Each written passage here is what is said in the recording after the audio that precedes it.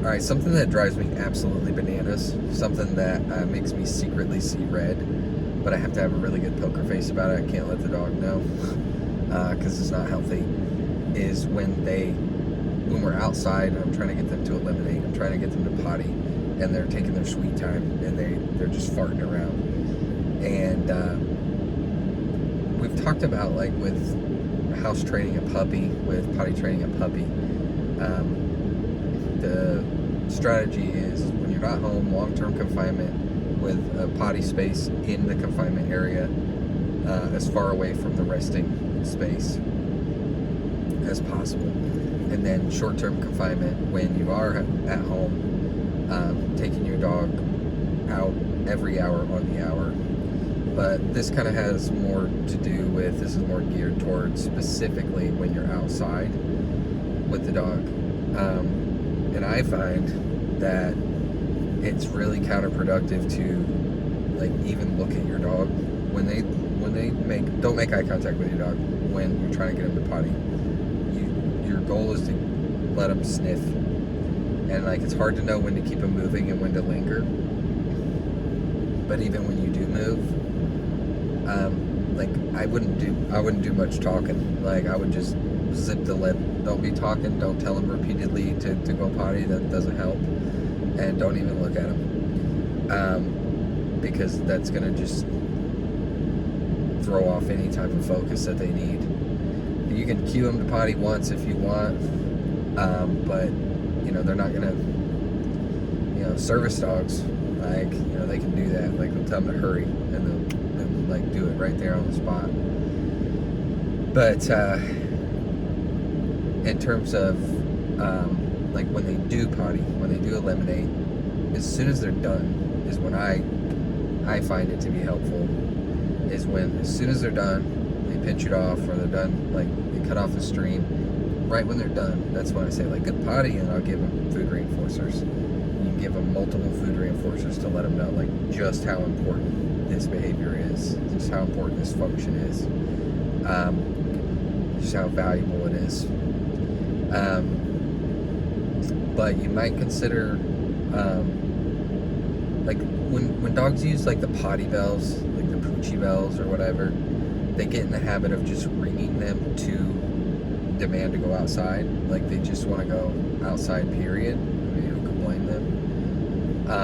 They should, like, you should take your dog outside for play and exercise and stuff like that, but sometimes you might have to demarcate like a potty outing and, like, a leisure outing, because if they go out with the understanding that, like, there's no urgency and they can just go whenever, then they might wait, like, all the way up until the time that you run out of time. Because, like,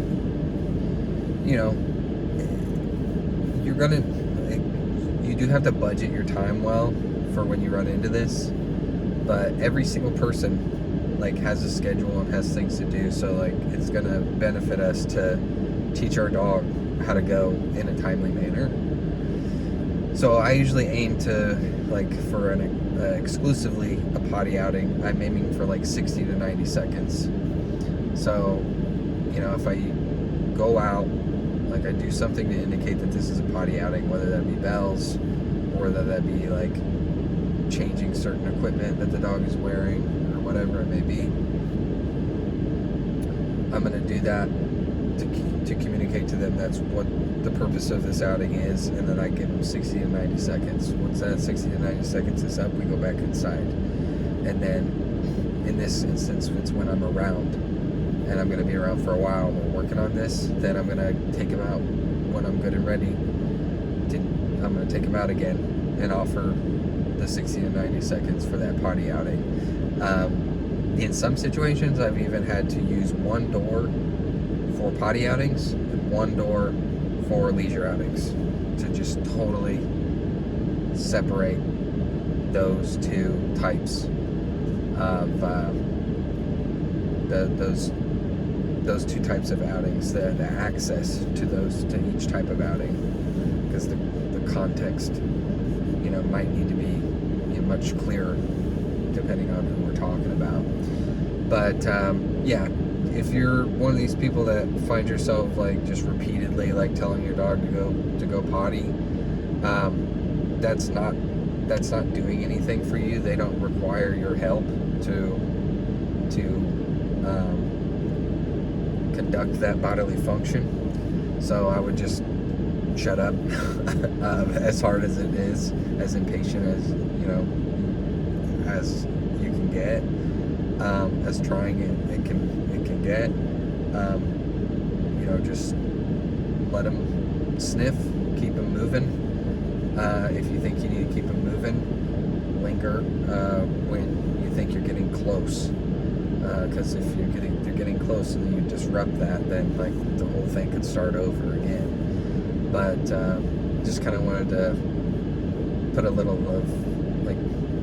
put a couple of those suggestions out, and then maybe we might do a part 2 on this as well.